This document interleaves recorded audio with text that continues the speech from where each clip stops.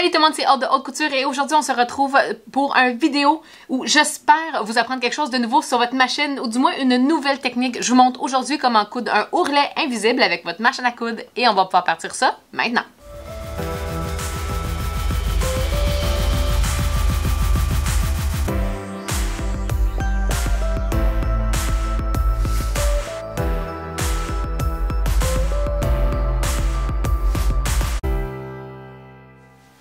Oui, je sais qu'est-ce que j'ai dit par le passé, je préfère, et de loin, faire les ourlets invisibles à la main. Mais sachez que pour celles qui n'aiment pas coudre à la main, ou du moins pour les moments où est-ce qu'on a moins le temps, il y a le point de ourlet invisible à la machine à coudre qu'on peut utiliser et ça quand même très facilement.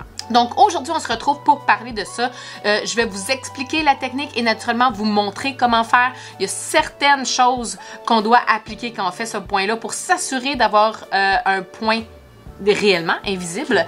Et malgré tous ces trucs-là, il va falloir avoir une certaine douceur envers vous-même parce que c'est vraiment avec la pratique qu'on va être capable d'être de plus en plus précise et donc que notre point soit de plus en plus invisible. Comme dans n'importe quelle nouvelle technique en couture, la répétition et les tests sont la clé. Comme n'importe quoi de nouveau en technique de couture, les tests sont la clé de votre réussite aujourd'hui.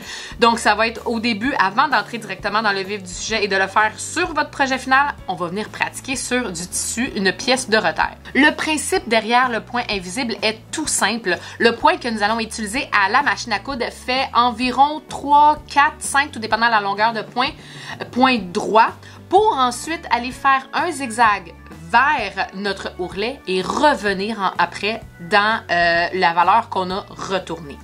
Donc, à chaque 1 cm ou plus, on va avoir un seul point qui va être pris et qu'on va voir, ou techniquement ne pas voir, sur l'endroit de notre tissu. Donc, pour pouvoir y arriver, on va naturellement jouer avec la longueur et la largeur de point, d'où l'importance de faire des tests. Parce que c'est pas d'une machine à l'autre, les spécifications vont être différentes, les caractéristiques de points vont être différentes et d'un tissu à l'autre, on va avoir besoin de modifier ça. Donc, c'est primordial de faire des tests, d'allonger, de raccourcir nos points ou bien de les élargir ou les rendre plus étroits. Autre chose qui est quand même très important, c'est de choisir la bonne couleur de fil. On va tenter d'utiliser un fil qui va être le plus possible de la même couleur parce que naturellement, peut-être qu'avec de la chance, on va pouvoir confondre notre brin de fil avec nos brins de tissu qui sont donc tissés pour créer le tissu qu'on utilise au moment du projet qu'on est en train de faire. Donc, si on utilise la couleur de fil la plus proche de notre projet, eh bien, on va pouvoir idéalement ne pas voir notre fil en bout de ligne ou du moins, il va être capable de se camoufler. On va se presser préalablement aussi ultra important de venir se presser avant. Je vais vous montrer 2 techniques de pressage. Personnellement, il y en a une que je préfère et étonnamment, c'est elle qui fait le moins propre à l'intérieur, mais c'est elle qui fait le moins d'épaisseur. Je vais vous montrer les deux. Vous pouvez faire un des deux naturellement, mais sachez que celui qu'on utilise, mon préféré, où est-ce qu'on a moins d'épaisseur, va être peut-être plus facile à presser par après et donc être encore plus invisible. Et le dernier point qui est important à retenir, et ça, c'est pas tout le monde qui va pouvoir le faire et c'est un peu facultatif, c'est qu'on a un pied qui vient habituellement avec la machine à coudre pour faire des ourlets invisibles. Donc, c'est le pied qu'on va venir s'installer tout de suite pour commencer, pour pouvoir venir faire nos premiers tests, à savoir si nos longueurs et notre largeur de point c'est adéquat pour le projet qu'on est en train de faire. Sachez une chose, c'est que la technique que je vous apprends aujourd'hui va être beaucoup plus efficace sur du tissu plus épais. Tissu à jeans, en ce moment je suis avec un tissu à draperie, tout ce qui est plus épais, de la gabardine, des lainages, ça va vraiment être plus facile de venir le faire que si on choisit un chiffon pour venir faire le projet qu'on est en train de faire. Honnêtement, ça va être beaucoup plus, ou une crêpe de polyester, en ce moment ça va être beaucoup plus facile, du moins pour les premières fois que vous allez faire ça, de vous faire la main dans des tissus un petit peu plus épais, tels que le jeans ou encore des lainages. Fait que tout de suite, on va pouvoir aller s'installer à la planche à repasser parce que la première étape, eh bien, ça va être de presser. Donc j'ai mes 2 échantillons ici et mes 2 échantillons ont le surjet dans le bas. Donc où est-ce que je vais avoir mon ourlet? Le surjet est fait. Un petit surjet 3 fils juste pour empêcher d'efflocher. Ceci étant dit, vous ne seriez pas obligé de le faire si vous utilisez la technique où ce côté-là est caché. Donc la première, je vais vous montrer. La première chose, ça va être de retourner de la valeur de notre ourlet. Règle générale, on va avoir un pouce de valeur d'ourlet. Des fois, on peut jouer un peu avec ça, mais habituellement, là, c'est un pouce. Pour la technique que moi, je préfère, la plus simple, ça serait tout. Si vous voulez cacher ça ici, moi, c'est pour ça que j'ai surjeté. Techniquement, c'est tout ce que j'ai à faire. Donc, sur l'envers, on va voir le bord franc de mon tissu. Je l'ai donc surjeté. Si vous n'avez pas de surjeteuse ou si vous ne voulez pas voir le bord franc, eh bien, ça va être de rentrer d'environ 1/4 de pouce, de le presser et de le rentrer. Donc, pour cacher, puis là, je vais venir mettre beaucoup de vapeur pour que mon ourlet reste bien en place. Comme ça ici. Ça pourrait être la deuxième méthode. Si on continue avec cette méthode-là, ce que je veux venir faire, c'est venir retourner mon ourlet. Donc, si je me mettais comme ça, ça serait endroit contre endroit. Je vais venir donc le retourner et me conserver un petit espace, un petit peu de mon 1/4 que j'ai retourné, là, qui dépasse. Et là, je reviendrai presser comme ça. Et quand je viendrai coudre, oups, je serais comme ça. Quand je viendrai coudre, j'aurai ma couture qui serait dans le verre qui dépasse. Un zigzag qui viendrait dans le tissu, je reviendrai dans le vert. Un zigzag dans le blanc, je reviendrai dans le vert. Un zigzag dans le blanc et dans le vert.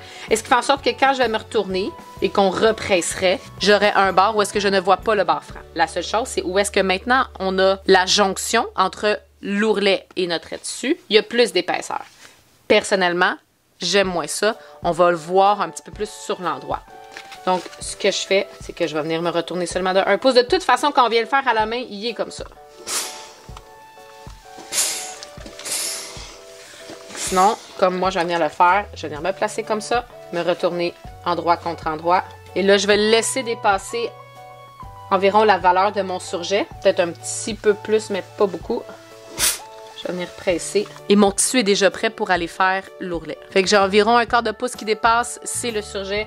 Je vais venir coudre là-dedans et après ça, le point zigzag va venir se prendre dans mon tissu. Le truc, c'est quand que le point zigzag vient prendre dans mon tissu en haut, donc pas dans le surjet, mais dans ce qui est replié, c'est de prendre le plus étroit possible dans mon tissu.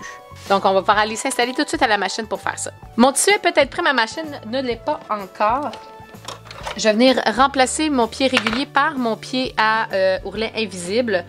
Je vais pouvoir ajuster si j'ai besoin avec la petite vis qui est sur le côté juste ici. Si jamais j'avais une valeur d'ourlet plus large, je pourrais donc la modifier. Mais la petite partie en L va venir se glisser en dessous de ce que j'ai replié. Je vais naturellement vous montrer comment venir se placer tantôt. Là, je sais, je vous ai dit de prendre une couleur de fil compatible avec ce que j'ai. Pour ma part, je prends une couleur contrastante parce que je veux vous montrer justement le chemin de mon fil. Ensuite, sur la machine, le point que je vais vouloir sélectionner, c'est le point numéro 10 ici. Donc, le point numéro 10, comme je vous disais, on va avoir 3 points environ qui vont venir faire une ligne droite. Ensuite, un zigzag vers le tissu et à répétition comme ça. C'est donc ce type de point-là qu'on veut avoir. Je vais donc sélectionner celui que je veux. Et comme je vous ai dit, c'est sûr, je vais faire des tests. Fait que là, je vais aller chercher, j'ai une autre pièce de tissu. Je l'ai pressée vite de la même façon. Je vais venir m'installer, puis là, je vais vouloir venir tester ma longueur de point. Comme je vous disais, mon petit L, je vais vouloir venir le placer en dessous, comme ça ici. Et c'est ce qui va se guider le long de ce que j'ai plié. Je vais coudre dans mon surjet. Fait que là, je vais avoir des modifications à faire. Il a fait un point de zigzag. Là, en ce moment, il est à la place pour faire son point droit. Et je suis beaucoup trop à droite de mon pied. Fait que je vais commencer par venir positionner là où est-ce que je veux que l'aiguille vienne coudre. Fait que l'aiguille va venir coudre dans mon surjet. Juste ici. Et ensuite, je vais venir placer, comme je disais là, pour que ma partie blanche vienne complètement sur ce qui est replié. Donc, ici. Il va venir coudre et se tasser à gauche comme il vient de faire. Quand il va se tasser à gauche, je regarde s'il en prend beaucoup ou s'il en prend pas trop. Je vais venir allonger un peu mon point, réduire un peu. Et là, à faire attention quand on veut modifier le point. Si on veut qu'il soit plus étroit, c'est pas nécessairement une question ici dans les spécifications, c'est pas nécessairement de le rendre plus étroit, mais bien de déplacer l'aiguille. Fait qu'en ce moment, l'aiguille, elle sera à son neutre quand elle vient à sa position à gauche. Et si on va, je clique à droite ici, eh bien là, elle se redéplace en position négative. Donc, il va être plus large. Et si je le déplace à droite, il est en positive, mais ça veut dire qu'il va à droite de sa position neutre, ce qui veut dire que ça va être un petit peu plus étroit. Fait que c'est ici qu'on va venir jouer si on veut qu'il prenne plus dans le tissu ou moins dans le tissu.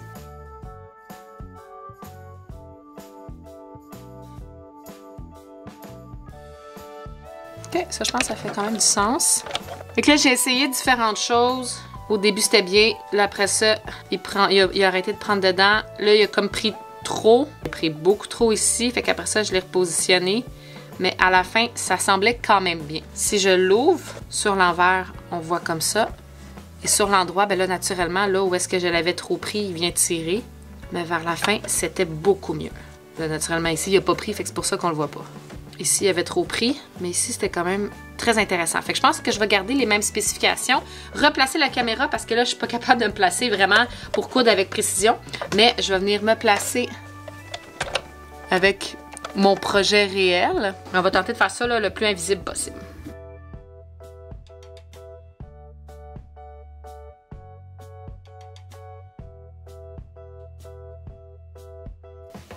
T'sais, ici, j'ai vraiment réussi à prendre un tout petit brin. Je viens inspecter, m'assurer que j'ai réellement appris.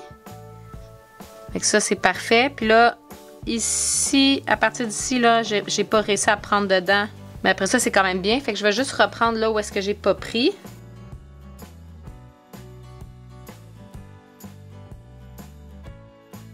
Fait que là, j'ai réussi à prendre dedans.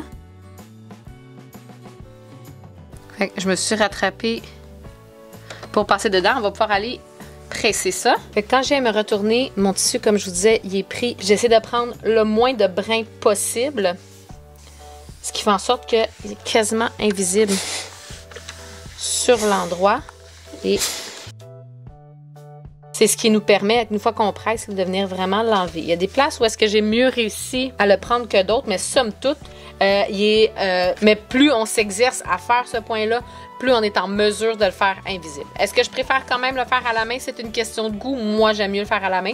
Mais sinon, là, avec une couleur de fil apparente, avec une couleur de fil qui est complémentaire à notre tissu, là, ça peut vraiment être quelque chose de très intéressant à savoir et à faire. Sur aussi des projets où est-ce qu'on a une grande surface à faire le ourlet invisible, étant donné qu'à la main, c'est très long. À la machine, écoute, c'est beaucoup plus rapide, c'est tout aussi solide. Et ça fait en sorte que quand on a un gros projet à faire, c'est peut-être plus intéressant de le faire à la machine. Là, pour ma part, j'ai fait avec environ là, un peu plus de 1 cm de distance entre chaque point. Sachez que vous pouvez élargir. Si vous trouvez que vous voyez trop, vous pouvez élargir.